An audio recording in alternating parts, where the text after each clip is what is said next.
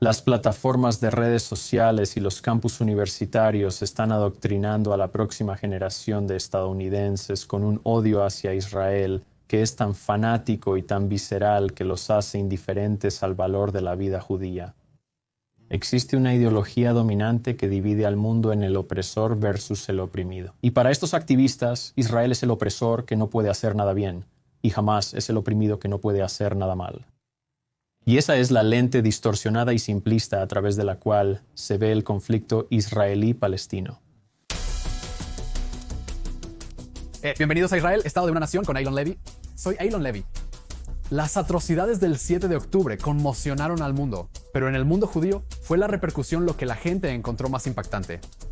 Los judíos miraron a su alrededor y de repente se sintieron abandonados y traicionados por personas que pensaban que eran sus aliados, por aquellos que negaron o minimizaron las atrocidades de Hamás, en el mejor de los casos, y por aquellos que las glorificaron o celebraron en el peor. Y para nadie fue esa traición más dolorosa que para los judíos progresistas, quienes de repente encontraron a sus aliados en tantas causas progresistas, tomando el lado de Hamás.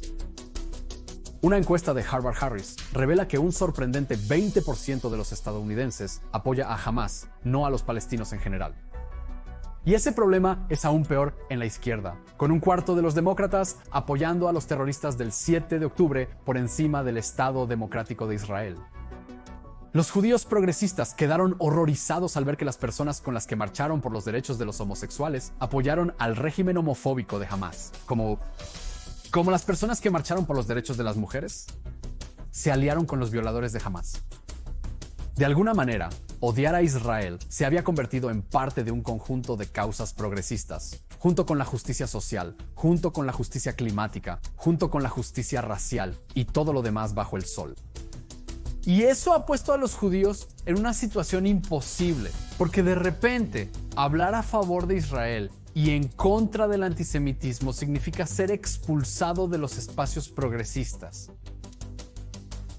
Una de las personas que se opone a este horrible desarrollo es mi invitado en el episodio de hoy, uno de los políticos jóvenes más valientes de América, el congresista Richie Torres, de solo 36 años, representante del 15º Distrito Congresional de Nueva York.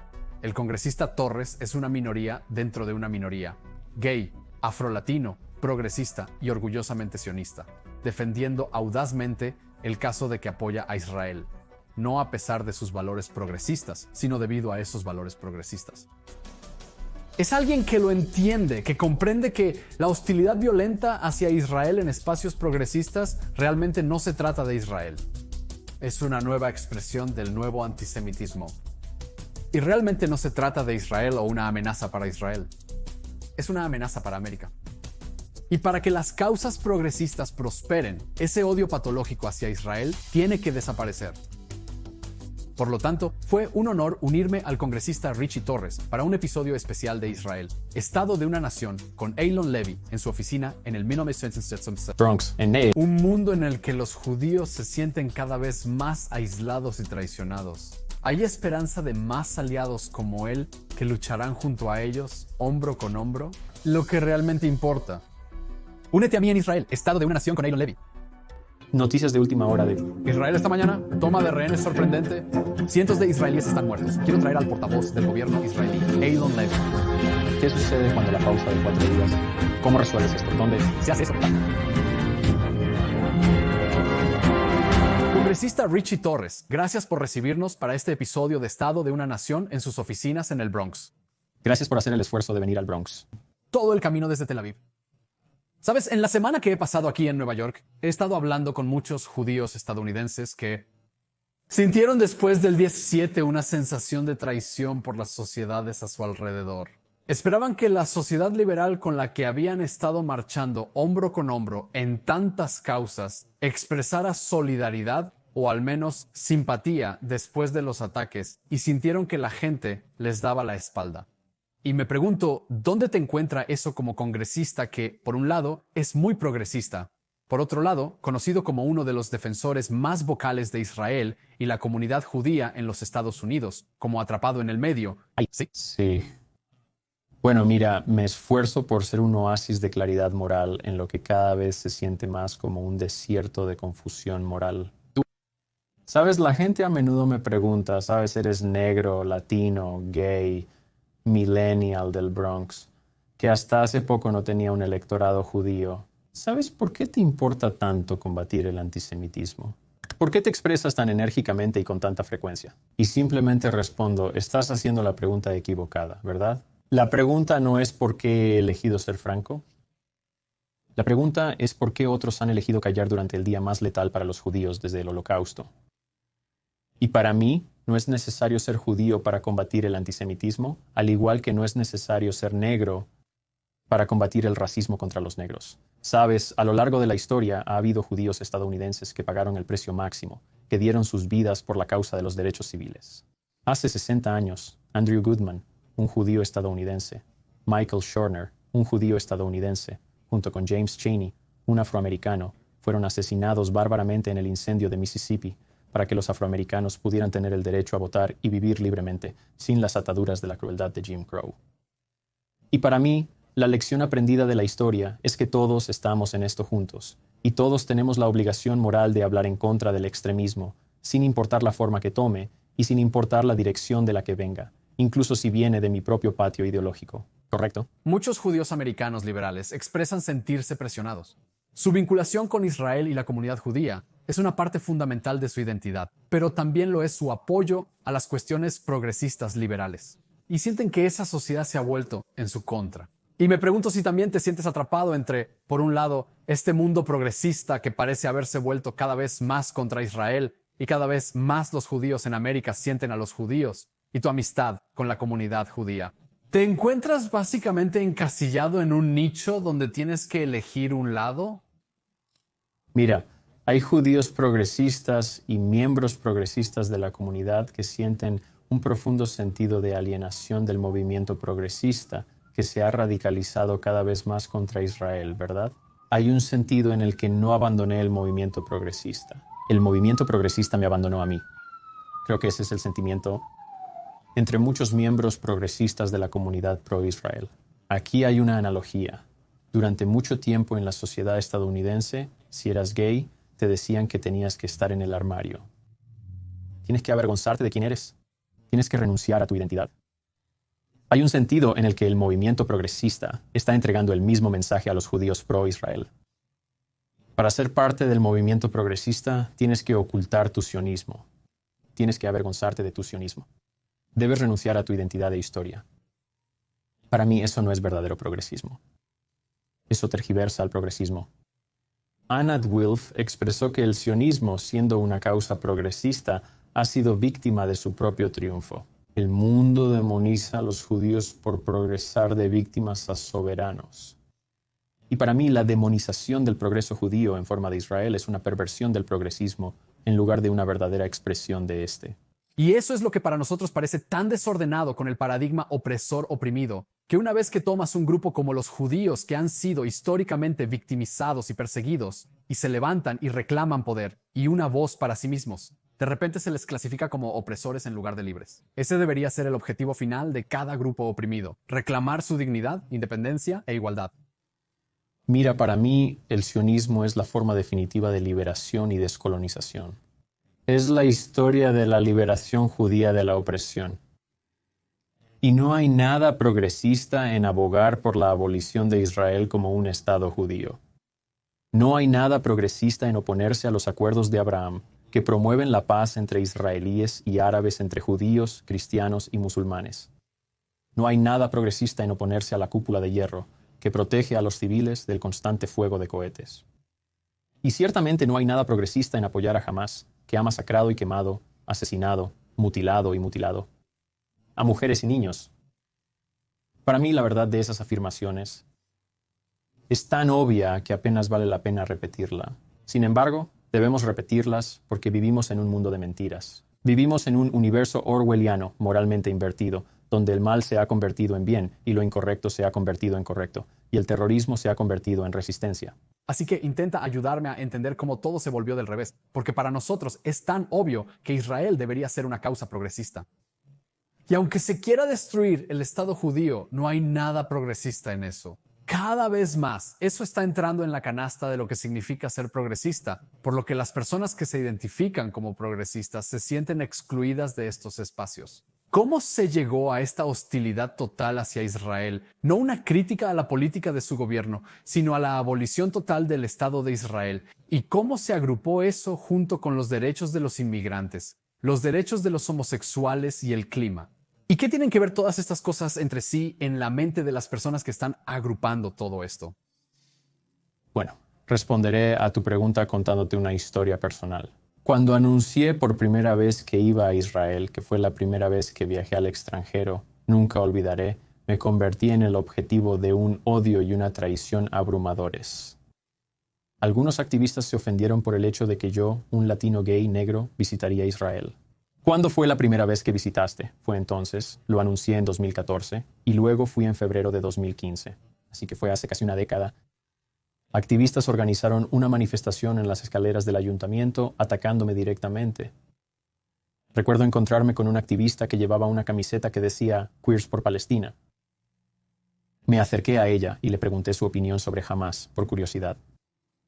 Y honestamente pensé que me diría, apoyo los derechos de los palestinos, pero por supuesto condeno a una organización terrorista como Hamás, naturalmente.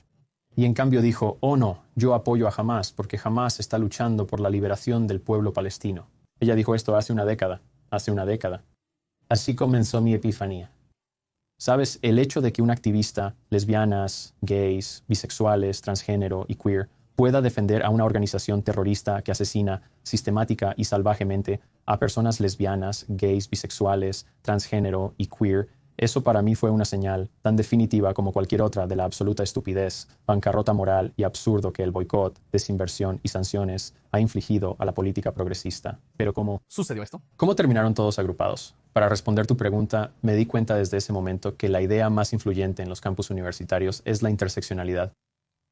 Y existe una narrativa antisemita de la interseccionalidad que sostiene que no puedes ser pro-Israel y progresista al mismo tiempo. Que para ser pro-negro y pro-latino y pro-inmigrante y pro-lesbianas, gays, bisexuales, transgénero y queer, tenías que ser anti-Israel. Así que iría a una manifestación por la reforma migratoria y alguien diría las palabras de México a Palestina. ¿Qué relación hay entre México y Palestina? Iría a una manifestación por la reforma de la justicia penal y alguien diría de Ferguson a Palestina. ¿Qué relación hay entre Ferguson y Palestina? ¿Qué tienen que ver el uno con el otro? Nada. Exitoso movimiento de propaganda en el mundo ha logrado hacer que todo sea sobre Israel. Ha transformado cada causa progresista en una campaña de deslegitimación contra Israel. Si piensas en el antisemitismo como un virus, la interseccionalidad se ha convertido en el vector que ha llevado ese virus a través de una amplia gama de movimientos progresistas. Y así vi claramente el insidioso antisemitismo que se estaba infiltrando en los círculos progresistas y sentí que estaba en una posición única para ser un contrapeso. Les dije a las personas, soy negro, soy latino, soy gay, soy millennial, soy del Bronx, soy progresista y pro-Israel. Y soy pro-Israel no a pesar de mis valores progresistas, sino debido a esos valores progresistas. Estamos presenciando en América el surgimiento de una nueva generación de líderes progresistas pro-Israel, entre los cuales me incluyo. Es fascinante que hables de cómo boicot, desinversión y sanciones ha logrado vincular el activismo anti-Israel con todas estas otras causas progresistas, porque parte de lo que se siente tan clásicamente y esencialmente antisemita sobre este movimiento es la forma en que básicamente atribuye todos los males del mundo a Israel. No es solo que pensamos que Israel debería hacer ABC. Si Israel es una causa de justicia climática, una causa de justicia gay, una causa de justicia migratoria y todo lo demás, estás cayendo en la misma trampa histórica de decir que los judíos, en este caso a través del Estado judío, son culpables de todo. Una de las cosas por las que en Israel nos estamos desgarrando el cabello es tratando de entender qué pasa por la mente de estas personas que están agitando pancartas que dicen homosexuales por Palestina. La gente bromea llamándolos pollos para KFC. ¿No entienden? Nunca has estado en el desfile del orgullo en la ciudad de Gaza. No. Aunque hubo un soldado que sostuvo una bandera del orgullo como en una pose muy desafiante allí. ¿Qué pasa por la mente de estas personas? ¿No entienden que están haciendo lobby y marchando por una organización terrorista, virulentamente odiosa, que desprecia sus valores fundamentales y los mataría si les pusiera las manos encima? Creo que es una buena regla nunca mostrar solidaridad con personas que te asesinarían. Siempre me ha servido bien esta regla de sentido común, aunque vivimos en un mundo de confusión moral. Ignorancia deliberada. Y ya sabes, atribuiría a los impulsores desproporcionados del antisemitismo, particularmente en la extrema izquierda, a la academia y las redes sociales. Estoy convencido de que las plataformas de redes sociales y los campus universitarios están adoctrinando a la próxima generación de estadounidenses con un odio hacia Israel tan fanático y tan visceral que los hace indiferentes al valor de la vida judía. Hay una ideología dominante que divide al mundo en el opresor versus el oprimido. Y para estos activistas, Israel es el opresor que no puede hacer nada bien, y Hamás es el oprimido que no puede hacer nada mal. Y esa es la lente distorsionada y simplista a través de la cual se ve el conflicto israelí-palestino. ¿Sabes? Matty Friedman describe brillantemente esto como la americanización del conflicto israelí-palestino. Hemos aplicado un concepto americano donde no pertenece. Correcto. No tiene sentido para nosotros como israelíes. Un país de inmigrantes, todos tienen al menos 1, 2, 3 o 4 abuelos multirraciales que no solo son inmigrantes, sino refugiados de los que se habla en términos de colonizadores robando tierras cuando dicen somos refugiados que regresan a nuestra tierra ancestral. Esa visión de Estados Unidos es ilógica. Y me pregunto, para nosotros como Israel, pero también para la comunidad judía aquí en América, quiero decir, ¿hemos perdido el mundo progresista? ¿Debemos descartarlos y decirles que nunca estarán de nuestro lado? ¿O aún podemos conseguir que estén de nuestro lado? Bueno, la mayoría de los jóvenes se identifican como progresistas, así que no podemos aceptar que lo hemos perdido. Creo que tenemos que luchar por los corazones y las mentes de la próxima generación. Pero las probabilidades están en nuestra contra, considerando la situación en los campus universitarios y las redes sociales. Pero eso debería motivarnos a luchar aún más duro. Y creo que la seguridad de Israel depende en gran medida de la relación entre Estados Unidos e Israel. Y la relación entre Estados Unidos e Israel depende en la próxima generación de estadounidenses cuyos corazones y mentes tienen que ser uno. En los campus he estado hablando con estudiantes judíos que sienten que no tienen aliados o alianzas con otros grupos que han salido a defenderlos. Y aquí es donde tu posición realmente es extraordinaria y única. Y creo que uno de los elementos de desilusión que siente la comunidad judía en América es que se sienten muy orgullosos de su papel en el movimiento de derechos civiles y luchando por los derechos civiles de la comunidad negra en América.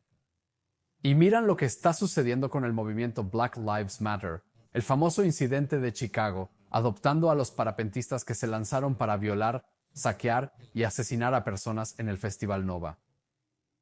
Y algunas personas sienten que han perdido a la comunidad negra y lo dicen con mucho dolor.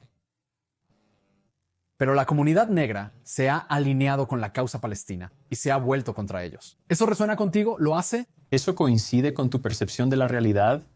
Creo que hay hechos que complicarían la idea de una tensión en las relaciones entre negros y judíos.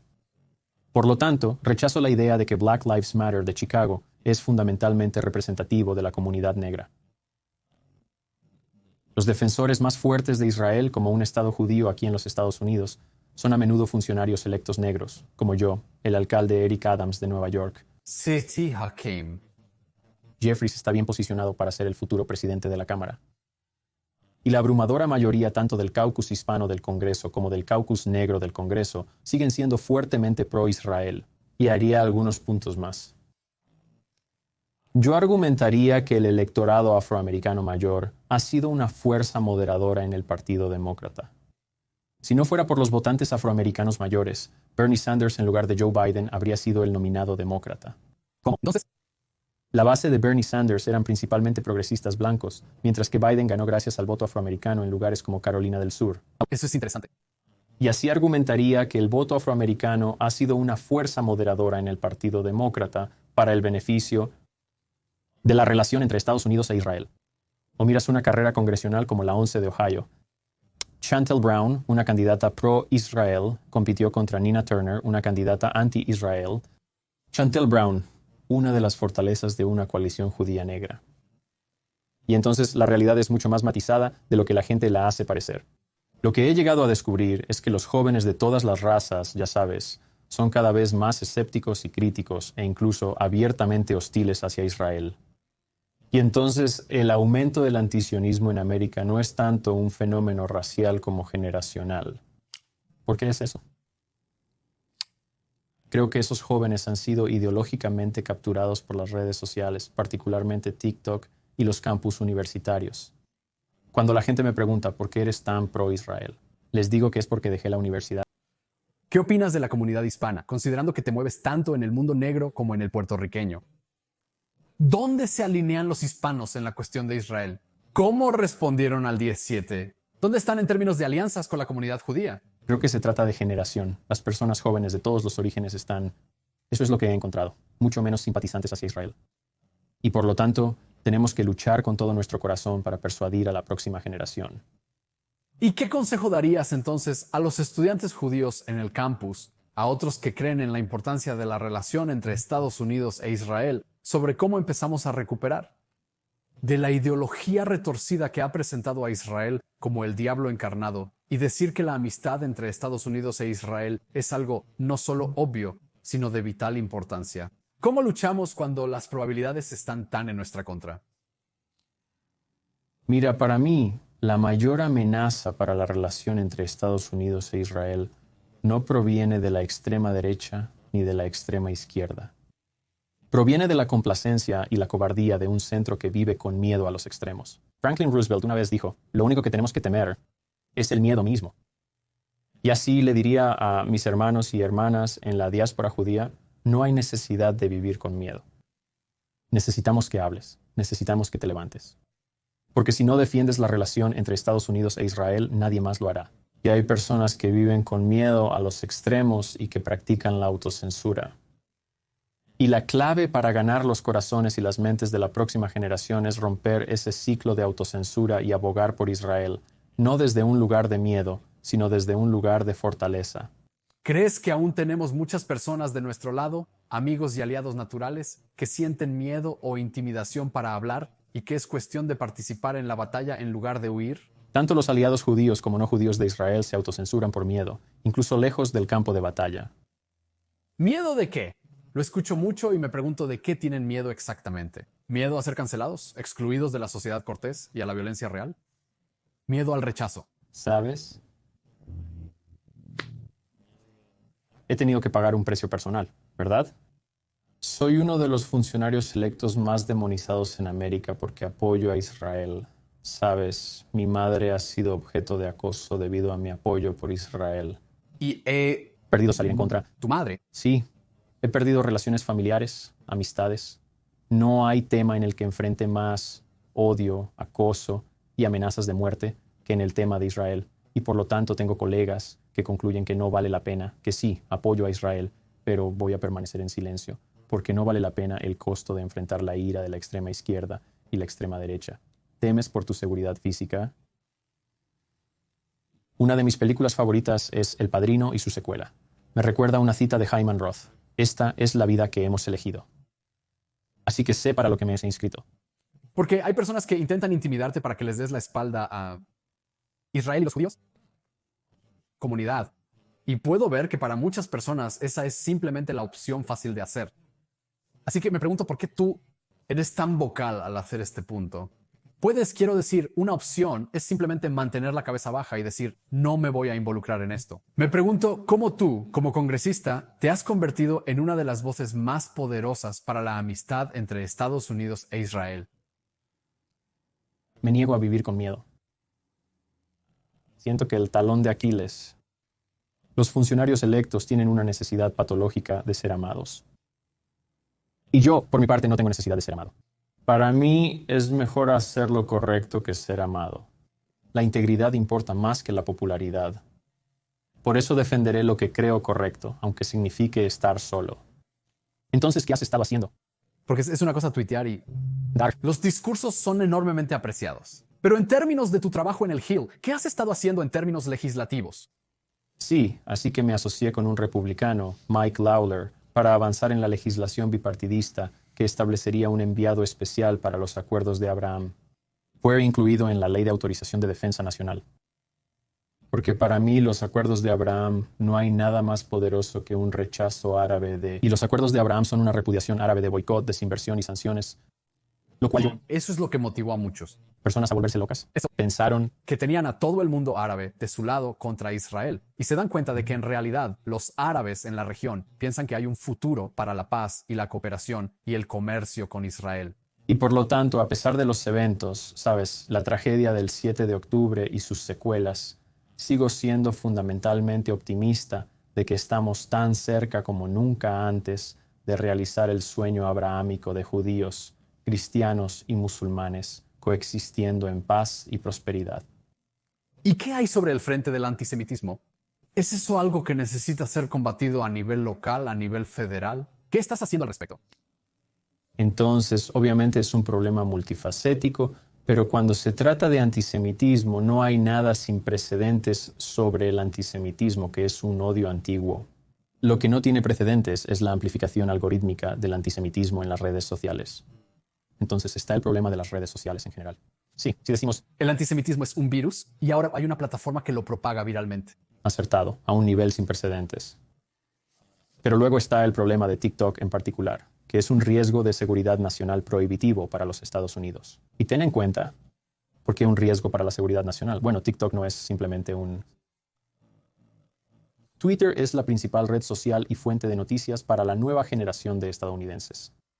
Y el hecho de que los Estados Unidos hayan puesto la principal fuente de noticias para las mentes estadounidenses más impresionables en manos de su principal adversario extranjero, el Partido Comunista Chino, para mí es un acto de autosabotaje. Como neoyorquino que vivió el 11 de septiembre, nunca pensé en mis sueños más locos que la carta de Osama Bin Laden a América estaría en tendencia en TikTok. Es absolutamente insano. Por lo tanto, apoyo la legislación que obligaría a la venta de TikTok a una empresa estadounidense o a una empresa en un país aliado. Tenemos que golpear mientras el hierro está caliente. Y esta va a ser la mejor oportunidad que tenemos para enfrentar el antisemitismo en la plataforma de TikTok. ¿Por qué existe el miedo sobre cómo se está utilizando o manipulando TikTok para cambiar la opinión pública? Mira, no hay visibilidad en el funcionamiento de estos algoritmos, pero existe la preocupación de que podrías fácilmente armar el algoritmo para amplificar el antisemitismo, para amplificar el antisionismo y suprimir la perspectiva pro-Israel. Y hay evidencia de que eso está ocurriendo con mayor frecuencia e intensidad en TikTok y en otras plataformas de redes sociales. ¿Sabes? Lo veo como una forma de guerra de información. Y lo que hace que la guerra de información sea tan insidiosa es que es un enemigo que no puedes ver. Richie, antes de terminar, quiero que juguemos un juego. Claro, se llama Richie Tora. Sí, Richie Tora es tu apodo, según tengo entendido. Sí, exactamente. ¿Cómo conseguiste este apodo, Richie? Tora.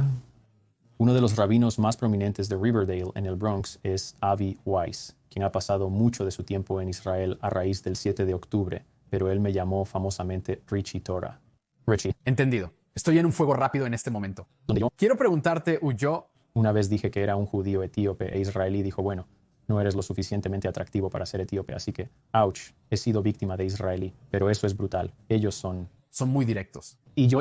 No creo que sea justo. ¿Cuál es tu comida judía favorita? Trauma. Shawarma, interesante. De acuerdo, no optarás por el clásico bagel con lox de Nueva York o gefilte. Pescado. De acuerdo, festividad judía favorita o Hanukkah. ¿Por qué Hanukkah? Me fascina la historia de la rebelión de los macabeos. ¿Qué parte de ella?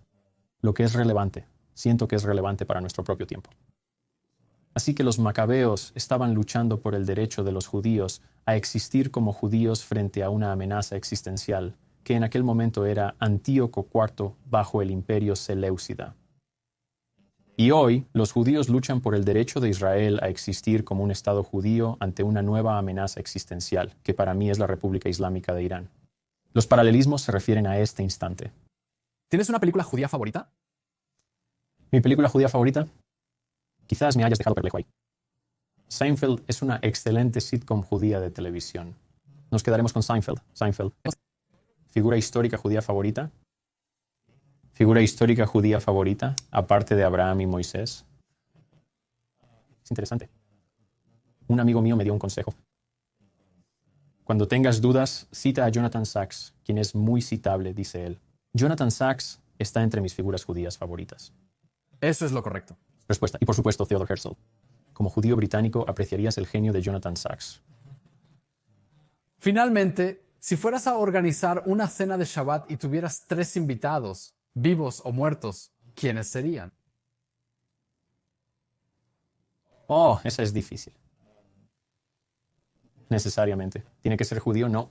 Está bien. Diría, así que uno de mis buenos amigos es Noah Tishbe, quien ha sido la voz israelí más poderosa contra el antisemitismo aquí en los Estados Unidos. Así que le pediría a Noah que viniera. Tengo un gran... Puedes invitar a quien quieras, no hay problema. Tiene que ser de un... Círculo íntimo de amigos. ¿Cómo enloquecer? Y diría Youssef Oteba, quien es el embajador de Emiratos Árabes Unidos en los Estados Unidos. Es el diplomático más brillante que he conocido. No solo posee un vasto conocimiento histórico, sino que también comprende a las personas y las relaciones. Es el arquitecto de los acuerdos de Abraham. ¿Y si podemos convocar a alguien en una máquina del tiempo? Y yo diría, Iba a decir en realidad tal vez el portavoz de Israel, Alon Levy, creo. Oh, eso suena como una cena interesante. Alon, Youssef y Noah. Suena como el comienzo de un mal chiste. Sí, eso sería un buen... cena, de acuerdo. Congresista Richie Torres, hagámoslo realidad. Muchas gracias. Gracias. Y eso concluye el episodio de hoy de Israel, Estado de una Nación con Eilon Levy. Muchas gracias al congresista Richie Torres por recibirnos en vivo desde su oficina en el Bronx. Como siempre, denle me gusta. Suscríbanse en YouTube, Apple Podcasts, Spotify o donde obtengan sus podcasts. Continuaremos con los próximos episodios desde Tel Aviv. Gracias por ver.